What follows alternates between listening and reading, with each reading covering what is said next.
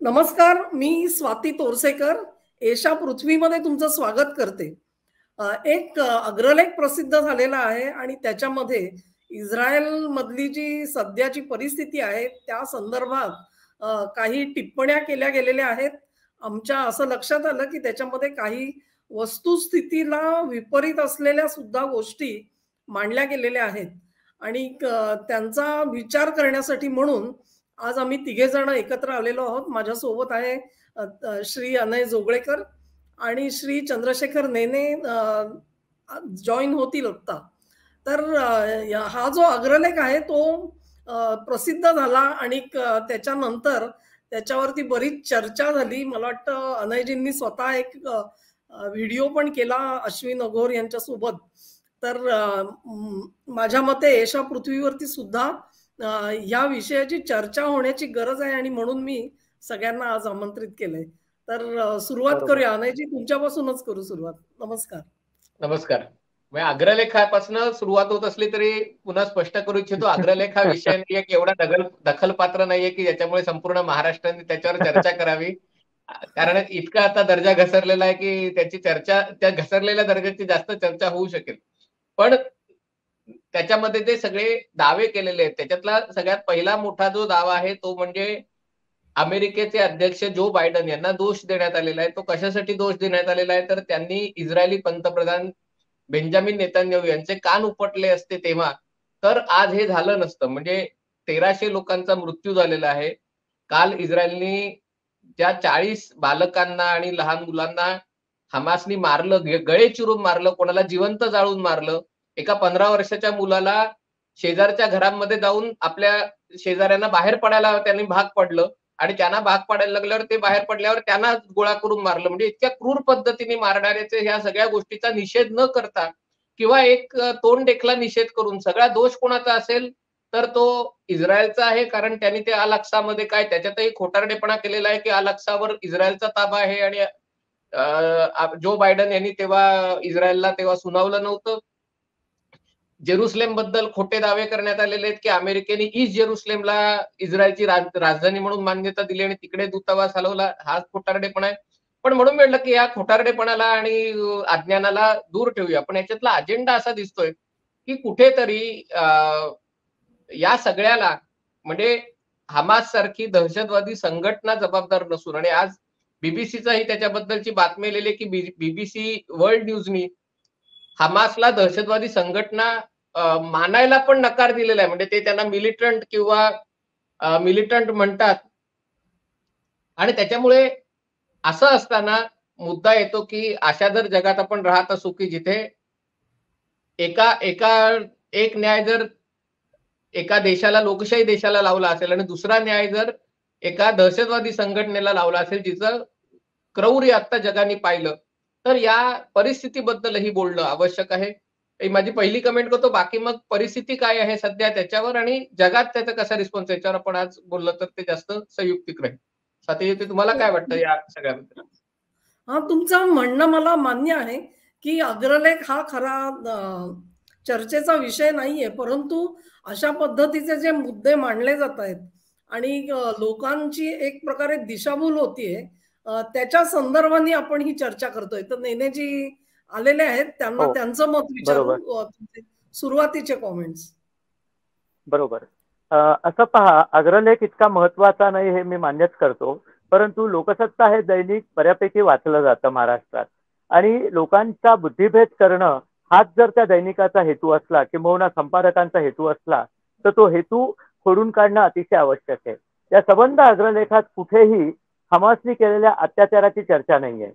या अग्रलेखामध्ये असं म्हटलं गेलंय की जो बायडननी जर कदाचित या संपादकाची शिकवणी लावली असती तर कदाचित ते जरा बरे वागले असते. त्यांनी संपादकाकडनं शिकवणी न घेतल्यामुळे इस्रायलला ते कान उपटणं त्यांना जमलं नाही. संपादकांनी बघा सगळ्यांचे कान कसे उपटले. स्वतःला आपल्या ऑफिसमध्ये जाण्यात सल्लागाराची पोस्ट रिकामी आहे का? नाही, सल्लागाराची पोस्ट नाही. सल्लागाराला तसे आता एक संपादकही एक आवश्यक आहे इस्रायल आणि पॅलेस्टाईनच्या राजकारणात. नाही, आता जो बायडनला नोकरी देत आहेत, बराक ओबामाला दिलीच आहे, आता जो बायडनला पण नोकरी देत आहेत की यांची शिकवणी घ्या त्याच्यानंतरच काय ते बोला. कारण किती म्हणजे माणसानी, निर्लज्ज हा शब्द तितका योग्य नाही मलाही माहिती आहे, पण आजूबाजूला बघायचंच नाही, आपल्याला जे रेटायचंय तेच रेटत राहायचं आणि इस्रायल कसं चूक हेच सारखं सांगत राहायचं. आणि खरं म्हणजे हे संपादक मध्यपूर्वेबद्दल जास्त त्यांना जाणकारी आहे, त्यांची आधीची पुस्तकं खरोखरच चांगली होती. तेल नावाचा इतिहास आहे हे त्यांचं पुस्तक आहे, किंवा त्या यमानीवरती त्यांनी एक पुस्तक लिहिलंय, काहीतरी तैल जादूगार का असं काहीतरी. पण आता त्यांनी म्हणजे पूर्णपणे काँग्रेसमध्ये स्वतःला बुडवून घेतल्यासारखं त्यांची वृत्ती जी चालली आहे, त्यांनाही कुठेतरी वाटत असेल करतो ते बरोबर नाही, पण काय माहिती आता कशाला ते करतायत. पण खरी गोष्ट ही आहे की सर्व जगामध्ये हा नॅरेटिव्ह आता आपण रेटायलाच हवा की तुम्ही कोणावरती कोणाची मैत्री करताय.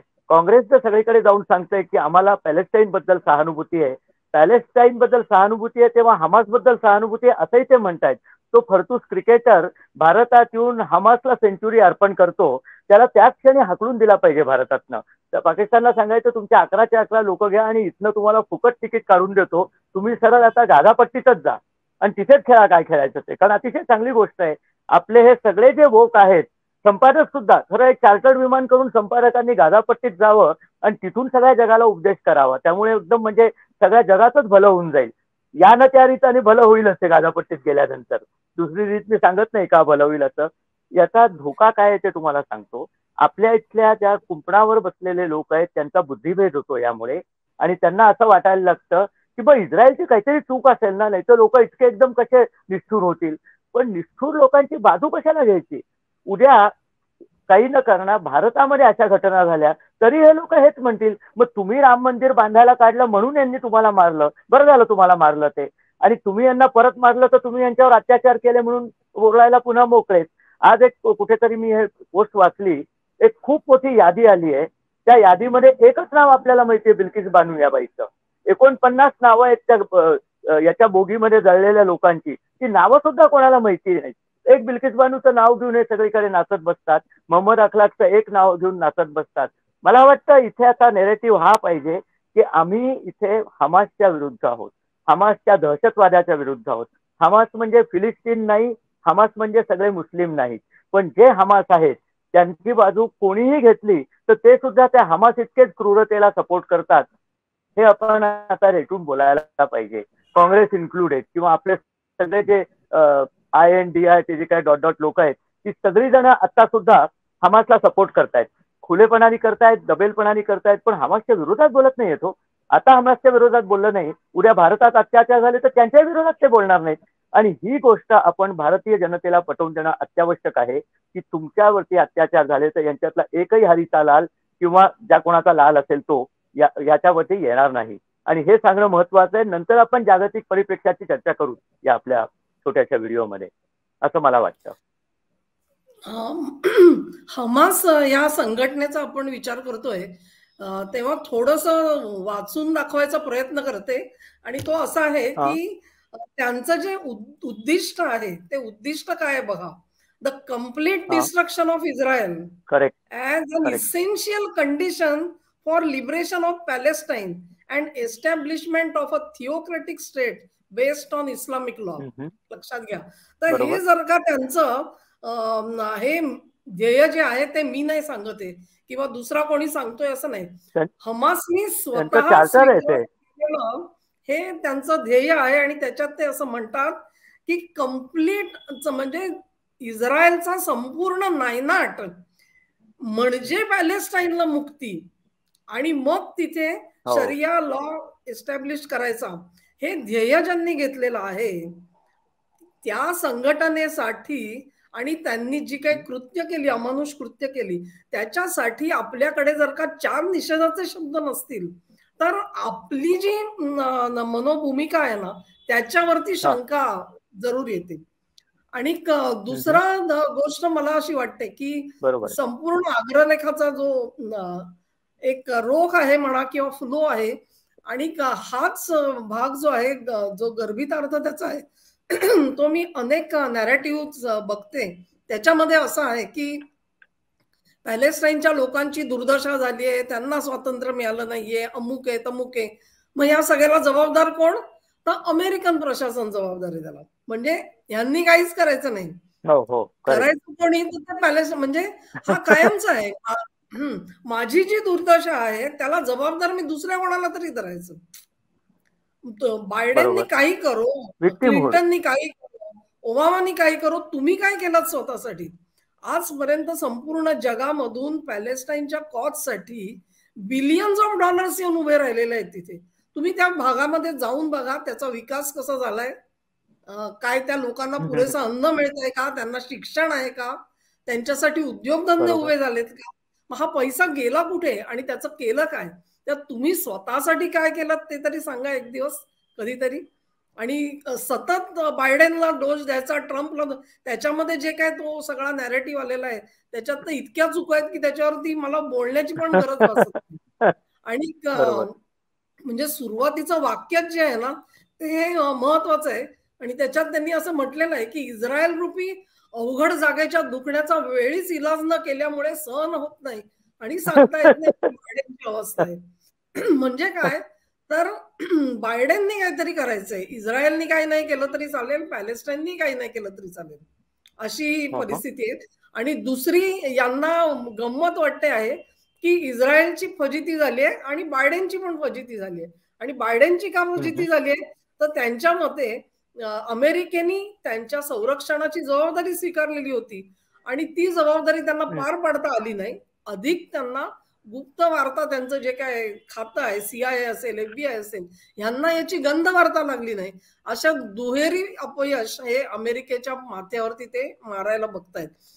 साधारणपणे सोशल मीडियामध्ये जे लोक हे इस्रायलच्या विरोधामध्ये लिहित आहेत त्याच्यामध्ये हेच मुद्दे येतात आणि म्हणून मला या मुद्द्यांकडे लक्ष द्यावं असं वाटलं. आणि तुम्ही काय सांगाल? मला असं वाटतं हे जे वोकिझमचं एक हे पसरलेलं आहे आणि ते आपल्याकडेच, म्हणजे ज्यांच्या तोंडाला काळं फासलं जातं साहित्य संमेलनात, तर काळं कोण फासतं? भाजपाने काळं फासलं, संघाने काळं फासलं. जे काळं फासतात त्यांच्या मांडीवर तुम्ही जाऊन बसता आणि वर इतरांना तुम्ही शहाणपणा सुचवता, अभिव्यक्ती स्वातंत्र्याचे दाखले देता. अग्रलेख मागे घ्यायला तुम्हाला कोणी लावला?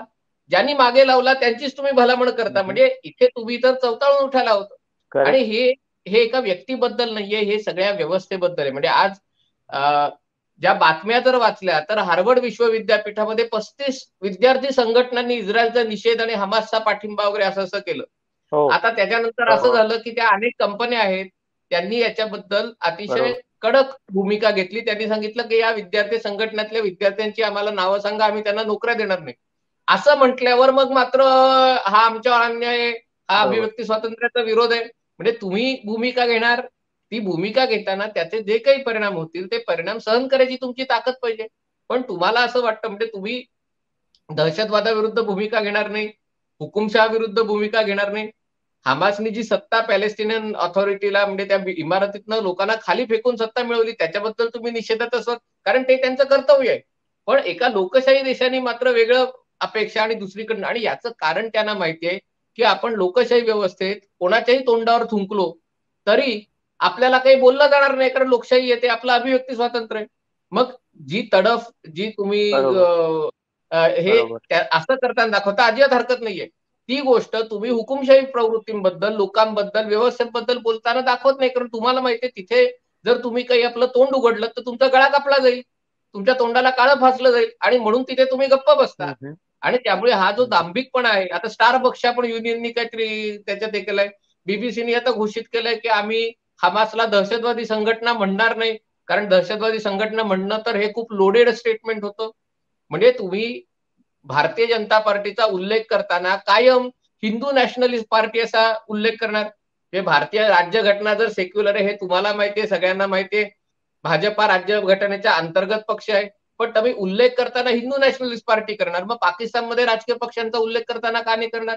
जर्मनीमध्ये, ब्रिटनमध्ये, अमेरिकेत रिपब्लिकन पक्षाचा उल्लेख ख्रिश्चन डेमोक्रेटिक पार्टी का नाही करणार?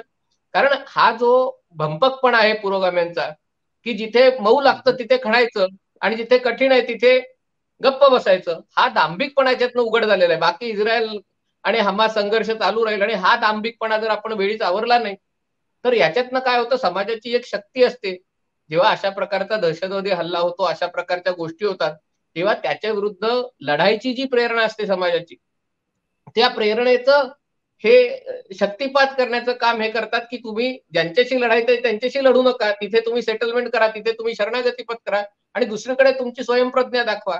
ही जी वृत्ती जगात फोफावत असेल, खास करून लोकशाही देशांमध्ये, तर ही अशा प्रकारची प्रवृत्ती, हा जो दहशतवादाचा धोका जगाला जाणवतोय आणि गेल्या 9/11 पासून खरं तर भारताला त्याच्या आधी अनेक दशकांपासून हा जो धोका जाणवतोय त्याच्या विरुद्ध लढा द्यायचा असेल, सामना करायचा असेल, तर अशी वृत्ती अजिबात उपयोगाची नाही. या वृत्तीविरुद्ध आपण सगळ्यांनी एकत्र येण्याची गरज आहे. अग्रलेख हे फक्त निमित्त आहे असं मला वाटतं. नेनेजी तुम्ही काय म्हणाल?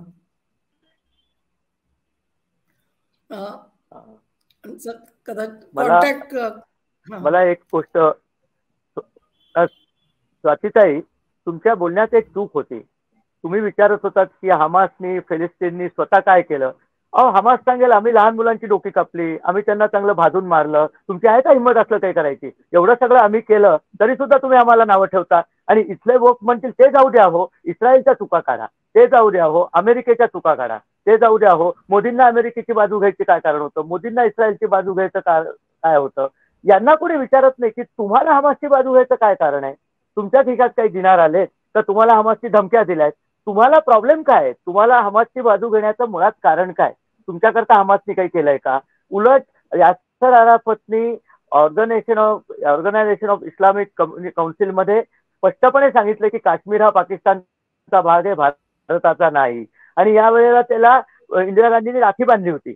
म्हणजे हा राखी बांधलेला भाऊ करतो काय, तर तुमची जमीन दुसऱ्याला देतो. त्या असले थर्ड रेट लोकांना तुम्ही भाऊ मानता आणि त्यांची भलामण करता. आणि पुन्हा त्या भावाची पिलावळ जी आहे त्यांनी जाऊन तुमच्या म्हणजे इस्रायलचं तुमचं काही शत्रुत्व नाही. ज्या देशाने तुम्हाला कारगिलच्या युद्धामध्ये मदत केली, आणि कारगिलचं युद्ध कोणाविरुद्ध होतं? पाकिस्तान विरुद्ध. पाकिस्तान कोणाच्या मांडीवर जाऊन बसलाय? हमासच्या. आणि तुम्ही पण हमासच्याच मांडीवर जाऊन बसलाय. मग तुम्ही पाकिस्तानामध्ये जाऊन करा की हे सगळं. आज तर फार गरज आहे तुमची गरज पाकिस्तानात आहे, तुर्कस्तानात आहे, इस्रायलच्या गाझापट्टीत आहे.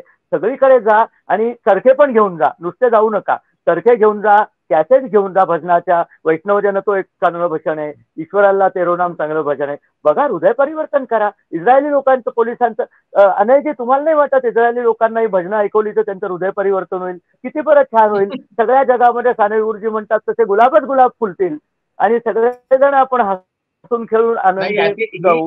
गोड बोलणं, सगळ्या गोष्टी तयार.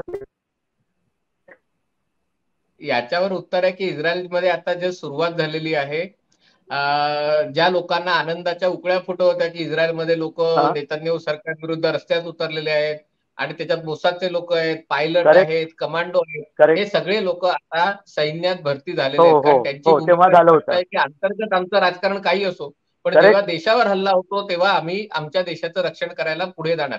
आपल्याकडचे आंदोलन करणारे पुरोगामी कुठल्याच कामाचे नाही. ते सैन्यात जाणं तर सोडा, काही चांगलं काम समाजासाठी करणं तेवढी पण त्यांची कधी दानत नव्हती. त्याच्याकडे आपण पण आता काय होणार आहे हे लक्षात घ्या. आता अशा प्रकारचा जेव्हा हल्ला नागरी वस्तीत होतो तेव्हा इस्रायलनी UN ला सांगितलंय आणि सांगितलं की या वस्ती म्हणजे जिथे तुम्ही गाझा पट्टीमध्ये, गाझा शहर आहे म्हणजे गाझा सिटी आहे आणि बाकीचा भाग तिथे म्हणजे बैठ्या घरांचा आणि असा भाग आहे. त्या गाझा, उत्तर गाझा मधला जवळजवळ म्हणजे एकूण गाझाच्या क्षेत्रफळातला 40% भाग हा पूर्ण मोकळा करा. इथल्या लोकांना तुम्ही दक्षिण गाझामध्ये न्या, सायनाई प्रांतामध्ये न्या. कारण या भागामध्ये हमासनी दहशतवादाचं इन्फ्रास्ट्रक्चर म्हणजे असं म्हटलं जातं की गाझा शहराच्या खालती आणखीन एक शहर तयार केलं गेलेलं आहे. म्हणजे भुयारं खणून आणि त्यामुळे हमास त्यातला डाव काय लक्षात घ्या. हमासलाही तेच हवंय. म्हणजे हमासला हवंय की इस्रायलने त्यांच्यावर हल्ला करावा आणि वीज तोडावी आणि ते झाल्यावर पुन्हा हे लोक लहान मुलांचे, महिलांचे फोटो, जखमींचे फोटो दाखवणार. आणि हेच संपादक जे इस्रायलच्या लहान मुलांना मारल्यावर ज्यांच्या तोंडाला चिकटा आला होता त्यांचा शब्द आहे, त्यांना मात्र गाझातल्या मुलांचं दुःख बघून अश्रू अनावर होणार. याचं कारण म्हणजे हमास या मुलांना एक ढाल म्हणून वापरतोय हे सगळ्यांना माहिती आहे. आणि हमासनी काय केलेलं आहे की त्यांची 15 दिवस, महिनाभर लढायची तयारी आहे. त्यांच्याकडे हे जे सगळे त्यांनी तळघर, भुयारा तयार केले, त्याच्यात त्यांनी इंधन साठा केलेला आहे. जर ते 2 वर्ष तयारी करत होते युद्धाची, त्याच्यात जनरेटर्स आहेत, त्याच्यात इंधन पुरवठा आहे, पाणी पुरवठा आहे. म्हणजे हमास लढू शकतं, पण आपल्या देशातल्या सामान्य लोकांना ते हे इंधन, हे पाणी, हे अन्न पुरवणार नाहीत. उलट त्यांचं दुःख रेकॉर्ड करून शूट करून ते जगाकडे म्हणणार की बघा कसे हाल झालेत गाझातल्या लोकांचे. आणि हमासला हाच खेळ खेळायचा आहे. फक्त इथे मुद्दा असा आहे की जगातली जी सज्जन शक्ती आहे की ते लोक कुंपणावरच आहेत, ज्यांना याच्यातलं फारसं काही कळत नाही की नेमकं काय चाललंय ते या युद्धात. कारण इस्रायलला जर हे दहशतवादी हल्ले थांबवायचे असतील तर एक एक घर एक एक इमारत सर्च करून तिथे खाली जाऊन त्यांना हे करावं लागेल. आणि ते करताना अतिशय कठोर कारवाई असेल. पण हे करताना जी सामान्य जनता आहे तुमच्या आमच्यासारखी ते काय विचार करतात की याच्यामध्ये हे करायची काय गरज होती का, सामान्य लोकांना त्रास द्यायची गरज होती का, असा विचार करतो का. जर हमास सामान्य लोकांना ढाल करून अशा प्रकारच्या गोष्टी करत असेल तर त्याच्याशिवाय गत्यंतर नाही. त्यामुळे याच्याबद्दल अवेअरनेस तयार होण्याची, याच्याबद्दल जागरूकता निर्माण होण्याची गरज आहे. आणि इथे जागरूकता करण्याची अपेक्षा या वर्तमानपत्रांकडनं, टीव्ही चॅनलकडनं असताना त्यांच्याकडनं फक्त अजेंडा पसरवण्याचं काम होतं. हे त्यातलं दुर्दैवी गोष्ट आहे. खरंय. म्हणजे अजेंडा पसरवणं हा जो प्रकार आहे त्याच्यासाठी मी परत एकदा मागे जाईन की भारतीयांना सहज माहिती आहे चुकीचा इतिहास कसा शिकवला गेला आपल्याला, सिलेक्टिव्ह इतिहास रादर. आणि त्याचे आम्ही बळी आहोत. हा जो प्रकार चालला तो ब्रिटिशांच्या काळापासून झाला. 70 वर्षाच्या स्वातंत्र्याच्या युगामध्ये कधीही आमचं खरं जे इतिहास आहे तो आम्हाला शिकवला गेला नाही. आणि हे आता सप्रमाण पुढे येतंय, सिद्ध होतंय आणि लोकांच्या मनात त्याच्याबद्दल चीड आहे. आजची माध्यमं असतील ती इस्रायल पॅलेस्टाईन वादाचा जो इतिहास लिहू बघतायत आणि त्याच्यावरती टिप्पणी करू बघतायत तो निखालस दादांत चुकीचा आहे, असत्य आहे. ही बाब पहिली नोंद केली पाहिजे. आता एक साधं उदाहरण सांगते की 2 नेशन थिअरी असं त्याला म्हटलं जातं. परंतु जे पॅलेस्टाईन इस्रायलचं मुळात अस्तित्वच मानायला तयार नाहीत, इस्रायल हा देश आहे मानायला तयार नाहीत, तिथे 2 देशांचा संबंध कुठे येतो. तुम्हाला तर एकच देश हवा आहे, तुम्ही दुसऱ्या देशाचा विचारही करणार नाही. आतापर्यंत इस्रायलनी किमान 2 ते 3 वेळेला पॅलेस्टाईनला स्वतंत्र राष्ट्र म्हणून मान्यता द्यायला आम्ही तयार आहोत असं त्यांनी तयारी दाखवली. परंतु पॅलेस्टाईननी एकदाही अशी तयारी दाखवलेली नाही 48 सालापासून. हा इतिहास आहे खरा. आणि मग त्याच्या स्वातंत्र्यासाठी जी काय बडबड केली जाते त्याच्या मागचे जे बिनबुडाचे पुरावे म्हणून दिले जातात आणि मग हे सगळं सत्य लपवण्यासाठी म्हणून कोणा ना कोणावरती तरी त्याचा खापर फोडायचं अशी परिस्थिती आहे. आणि म्हणून मग अमेरिकेला त्याच्यामध्ये घसटत आणायचं आणि या सगळ्या दुर्दशेला जबाबदार कोण, तर ती अमेरिका आहे हे सिद्ध करायचं. तुमच्या अंगात दम असेल तर ते सगळं करून दाखवा आणि एक सुराज्य चालून दाखवा पहिल्यांदा. मग जगाला पटेल की हो पॅलेस्टाईन हे राष्ट्र म्हणून नीट चालू शकतं. तुम्ही त्यातलं काहीही करणार नाही आणि जे सुराज्य म्हणून चाललेलं आहे त्या इस्रायलकडे तुम्ही बोट दाखवताय. हा दादांत खोटा इतिहास आहे आणि त्याची भारतीयांना पूर्ण कल्पना आहे. आजच्या घडीला माध्यमांमध्ये जी परिस्थिती आहे मला वाटतं भारतीय लोकांकडून इतकी तीव्र प्रतिक्रिया माध्यमांवरती आलेली आहे की त्याची नोंद घेतली गेलेली आहे. आणि ही इस्रायलच्या बाजूची प्रतिक्रिया जी आहे ती अधिक स्ट्रॉंग आहे आणि इस्रायलला विरोध करणारी प्रतिक्रिया क्षीण आहे. ती क्षीण असल्यामुळे, दुबळी असल्यामुळे असे मोठे मोठे व्यासपीठ वापरायला लागतायत आणि लोकांवरती प्रभाव पाडण्याचा प्रयत्न होतोय, परंतु त्याला बिलकुल यश मिळालेलं दिसत नाहीये. आणि ह्याची नोंद जी आहे ती सगळ्या जगामध्ये घेतली गेली. याचं कारण आहे जगामध्ये म्हणजे पाश्चात्य देशांना इंग्रजी भाषा समजते, भारतीय लोक इंग्रजी भाषेमध्ये लिहितात आणि त्यामुळे त्यांचा कल शोधणं हे त्यांच्यासाठी खूप सोपं झालेलं आहे. आणि हे मोजतं आहे आणि म्हणून मोठी मोठी व्यासपीठं वापरून पुन्हा एकदा खोटा इतिहास सांगण्याची अहमविका लागलेली आहे.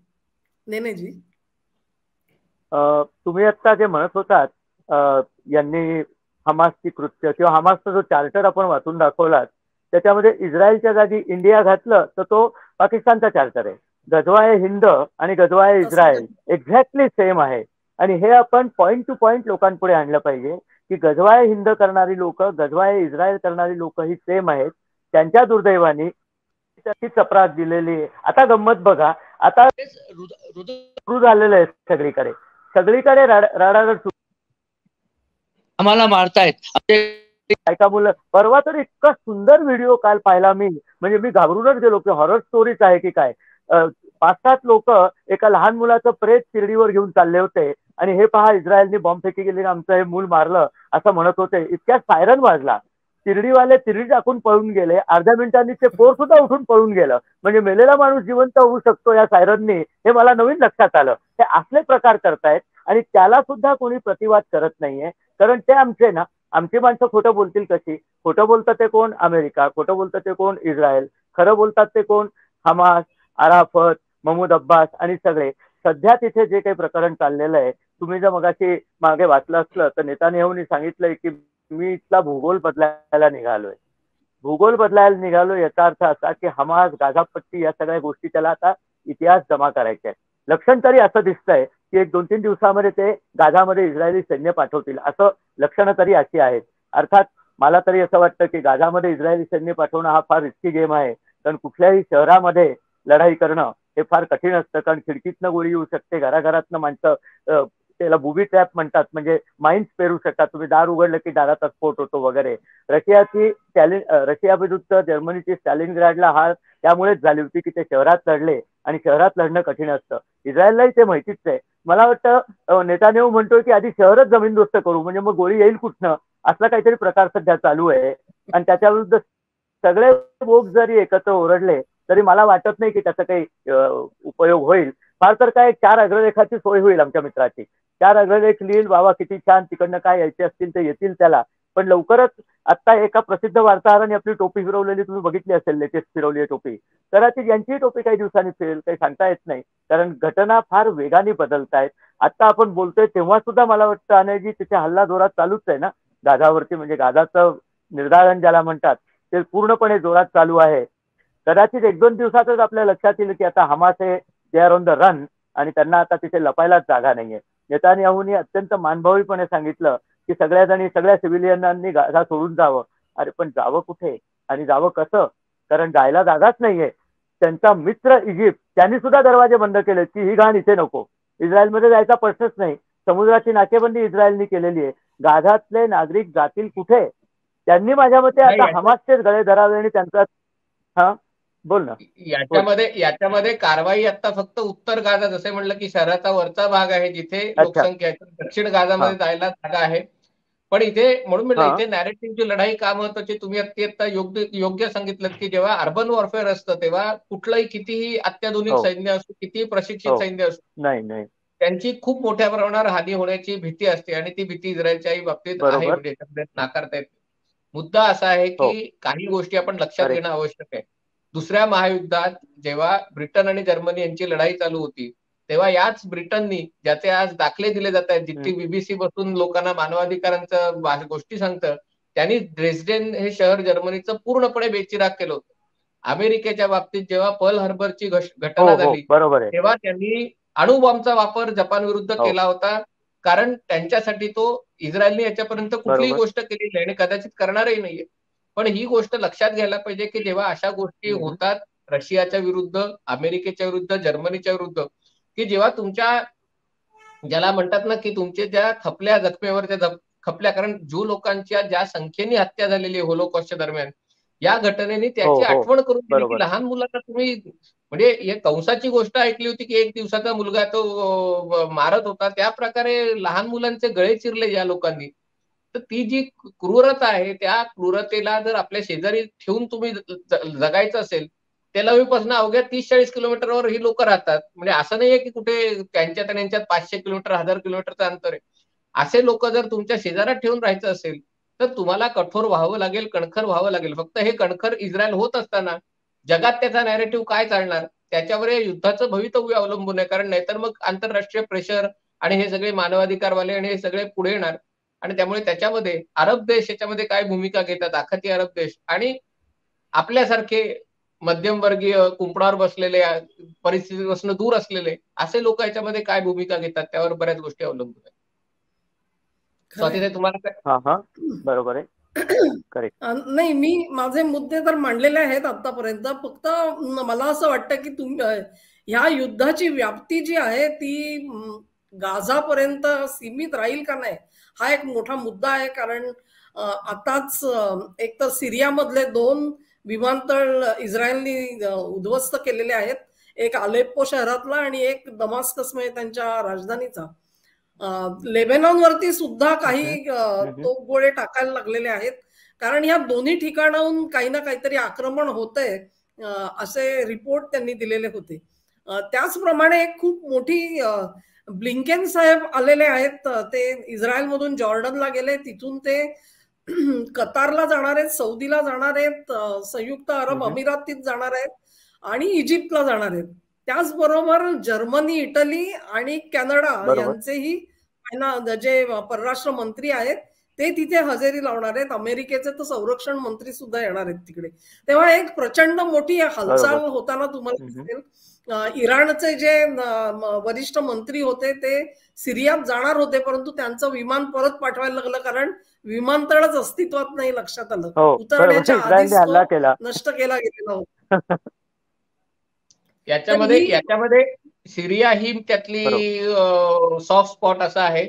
कारण हे खरं आहे की इराणकडनं हिजबुल्ला लेबनॉन मधला आणि हमास याला मोठ्या प्रमाणावर मदत करण्यात येते आणि हिजबुल्लाची क्षमता आहे ती हमासच्या 10 पट जास्त आहे.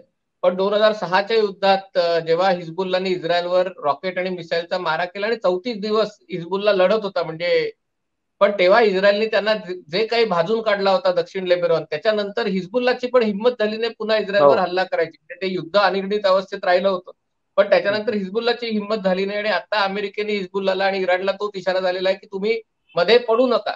आता मध्ये पडायचं असेल इराणला तर याचा सिरियाच्या मार्गे हिजबुल्लाला शस्त्रास्त्रांचा पुरवठा करणं, त्यांना प्रशिक्षण देणं आणि याच्यासाठी सिरियाचे एअरपोर्ट महत्वाचे ठरतात. सिरियामध्ये आता खूप इंटरेस्टिंग सिच्युएशन आहे. सिरियामध्ये बशार अल असाद यांचं अनेक दशकांपासून राज्य आहे आणि अरब राज्यक्रांतीत त्यांच्या विरुद्ध सगळा उठाव वगैरे झाला आणि आयसिसची तिथे पहिले फ्री सिरियन आर्मी म्हणून म्हटलं हे सगळे तेव्हा याच पुरोगामी लोकांनी काय कौतुक केलं होतं की सिरियामध्ये लोकशाही येते, पण त्या लोकशाहीचं पुढे आयसिस मध्ये रूपांतर झालं आणि त्याच्यानंतर आता रशिया हा सिरियातला सगळ्यात डॉमिनंट प्लेअर आहे. आणि अनेकदा असं होतं की इस्रायल आणि रशिया यांच्यात एक टॅसिट अंडरस्टँडिंग असतं की सिरिया मार्गे जर इराण लेबेनॉनला मदत करत असेल तर इस्रायल, कारण इस्रायलचा राष्ट्रीय सुरक्षेशी हा मुद्दा निगडीत आहे आणि त्यामुळे इराण सिरियावर हवाई हल्ले करून ते उद्ध्वस्त करतं आणि याच्यामध्ये रशिया दुसरीकडे तोंड करून उभा राहतो किंवा रशिया याच्याकडे भूमिका घेत नाही आणि हे त्याच्यामध्ये अंडरस्टँडिंग असतं आणि त्याच्या बदल्यात कदाचित युक्रेन प्रश्नामध्ये इस्रायलने एक प्रकारची तटस्थता बाळगलेली आणि त्यामुळे रशिया पण या बाबतीत, म्हणजे रशियाने जरी उघड भूमिका घेतली नसली पण रशिया पण या बाबतीत हा इस्लामिक दहशतवाद फार मोठा व्हावा या मताचा रशिया आहे असं मला वाटत नाही.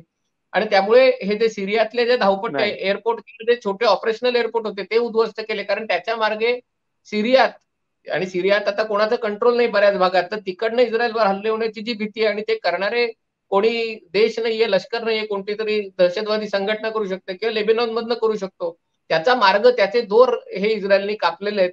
पण तरी देखील लेबेनॉन आणि सिरियातनं काय होतं ते बघणं महत्वाचं आहे. तोफांचा मारा आहे पण तो फक्त हमासला एक मनोधैर्य वाढवण्यासाठी आहे का खरंच हे देश त्याच्यामध्ये उतरतात ते बघणं महत्वाचं आहे. एकंदरीतच मला असं वाटतं की व्याप्ती जर का वाढली तर मात्र हे युद्ध दीर्घ मुदतीपर्यंत चालू राहील असं एक वर्तवलं जात आहे. आणि नेनेजी बोलतायत काही? हा नेनेजी. नाही, या युद्धाची व्याप्ती वाढू नये, या युद्धाची व्याप्ती वाढू नये म्हणूनच माझ्या मते अमेरिकेने आता आणखीन एक एअरक्राफ्ट कॅरियर भूमध्य समुद्रात आणलेलं आहे. त्यांचं ड्वाईट आयसेनहोवर नावाचं एक प्रचंड मोठं नंबर 2चं एअरक्राफ्ट कॅरियर तिथे आलं आहे. आणि मागे सांगितल्याप्रमाणे एअरक्राफ्ट कॅरियर एकटं येत नाही, 30 ते 50 जहाजांचा ताफा त्याच्याबरोबर येतो. ह्या सगळ्या ताफा तिथे आणण्याचा उद्देश बहुतेक हा आहे. सिरियाला तर स्पष्टच धमकावलंय की तुम्ही याच्यात पडू नका, परिणाम वाईट होतील. लेबनॉनला तर मला वाटतं धमकावायची गरज नाही, सिरियावर ओरडलं की लेबनॉन गप्पा बसतो, त्यामुळे त्या दोघांची वाट लागलेली आहे. बहुतेक इराणवरती काहीतरी ऍक्शन होईल असं मला सारखं वाटतंय, कारण एकीकडे बातम्या आहेत की इराणचा अनुभव आता अगदी पूर्णत्वाला आलेला आहे. इराणवरती जर हल्ला करायचा झाला तर तो एकट्या इस्रायलला जमणार नाही, त्यामुळे अमेरिकेने एवढी प्रचंड फायर पॉवर तिथे आणून ठेवली आहे आणि त्याची सर्वात जास्त इंग्लिश असली आहे ते इराण, तुर्कस्तान आणि सिरिया यांना. आणि गंमत म्हणजे हिजबुल्लानी जाऊन त्यांना धमकावलेलं आहे की आता आम्ही तुमच्यावर हल्ले करू. हा तर विनोदी स्टेटमेंटचं म्हणजे कहरच झाला की हिजबुलाने अमेरिकेला सांगायचं की तुम्ही असे विमानवाहू कॅरियर आणलं तर आम्ही बघून घेऊ तुम्हाला. तर माझ्या मते काहीतरी जर हे युद्ध येत्या 2-3 दिवसात आटोपशीर झालं नाही तर काहीतरी मोठं होण्याची पण भीती आहे. मला माहित नाही ते कंटेन कसं होईल, कारण रशियाचा हात युक्रेनमध्ये अडकलेला आहे. ते इथे फारसे येणार नाहीत. चीन स्वतः कुठल्याही ठिकाणी युद्ध करण्याच्या मनस्थितीत नाहीये.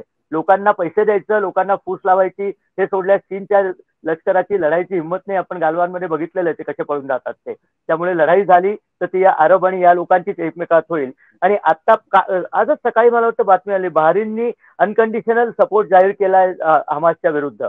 बहारीन, UAE, सौदी अरेबियाने अजून स्पष्टपणे सांगितलेलं नाहीये, पण हे अरब देश सुद्धा आता ओळखून येत की आता कुठल्या बाजूला आपल्याला जायला पाहिजे. आणि फक्त ते एर्दोगान आणि सिरिया आणि लेबनॉनची काही लोक आणि अर्थातच फिलिस्तीनी दहशतवादी. वेस्ट बँकमध्ये काय परिस्थिती आहे याची मात्र मला पुरती अजून नॉलेज नाहीये. आनंदजी, तुमच्याकडे काही माहिती आहे का?